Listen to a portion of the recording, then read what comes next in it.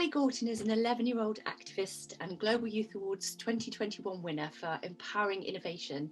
She was recognised at the awards for her tenacious work campaigning for a UK charity to find a way of making afro wigs for children of Afro and mixed heritage who have hair loss due to illness.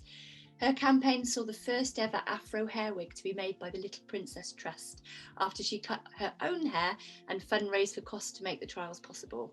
She joins me today. Hello, Carly. Hello. Hello, so great to have you here. Congratulations on your win again. Carly, you are so inspiring. What was it that made you want to donate your hair to charity in the first instance? Well, in January 2020, my friend cut her hair for charity, and it really inspired me to cut my hair as well.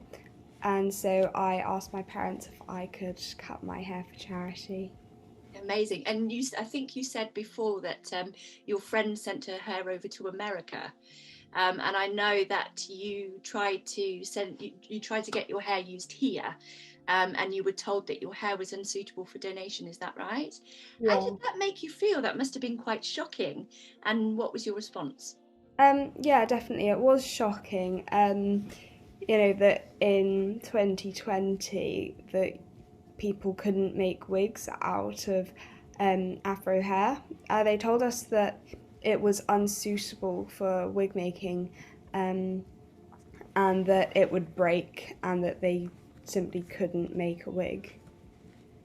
Because that's crazy, isn't it? Like you say, 2020, you would expect that they would have figured out a way to do that. And also, if your friend donated her hair in America, then I suppose that must have identified to you that it was, of course, possible to do. Your campaign is the reason behind the first ever Afro hair wig being made by the Little Princess Trust, and that was because you wanted to bring it to the UK, right? So tell me, how long did it take you to make that happen, and what were the steps that you took to get that made?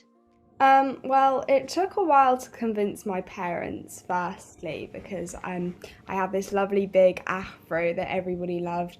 And so in September, my mum got in contact with the Macmillan charity, who then referred her to the Little Princess Trust, who specialise in children's wigs. Um, and she sent a request, and they said that afro hair was unsuitable for wig making. So that was definitely a setback. And then we thought about the idea of putting a post on Facebook, and American people were commenting and saying how strange it was that English charities didn't take afro hair. So then the lady who commented, she put us in touch with 5 different charities in America. But I really wanted my hair to go to somewhere in England, because if it's going to America, it's going overseas, you can't keep track of it, that kind of thing. So we kept on trying with the Little Princess Trust, and they finally agreed to do trial runs with my hair.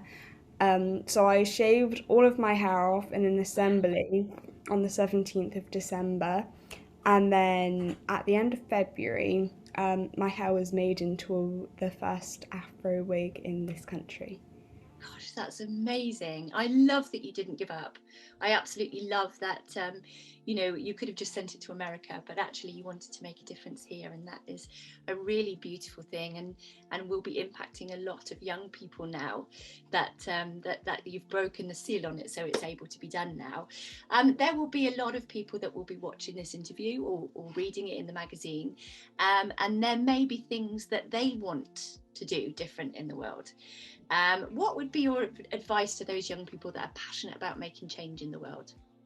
Um, if you just persist and keep on trying, and if you want it like badly enough, then it will happen if you just try.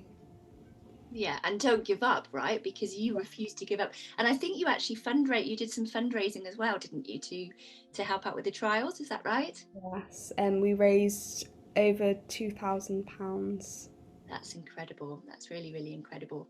And of course, you know, following on from that work, you've just won a Global Youth Award for your amazing work, and now have access to the Global Youth Network via Roundtable. So we're going to see if there are other things that we can help you to do, or people that we can put you in contact with.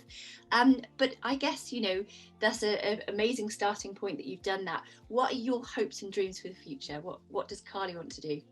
I'd like to help people and families whose children are going through having cancer, because my friend had cancer in May, I think, last year, and it was really scary. She's all better now, but I'd like to help people who are going through things like that.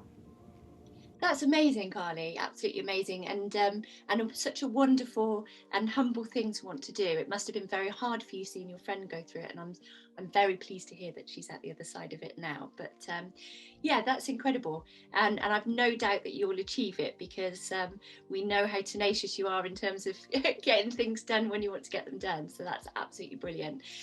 Well, look, thank you so much for talking to us today. It's really wonderful to hear your story, and we'll look forward to supporting your projects and things in the future. Do share any links with us that you want us to include in this in the comments as well, so that people can come and support the projects that you are supporting yourself. Thank you. Brilliant. Thanks, Carly.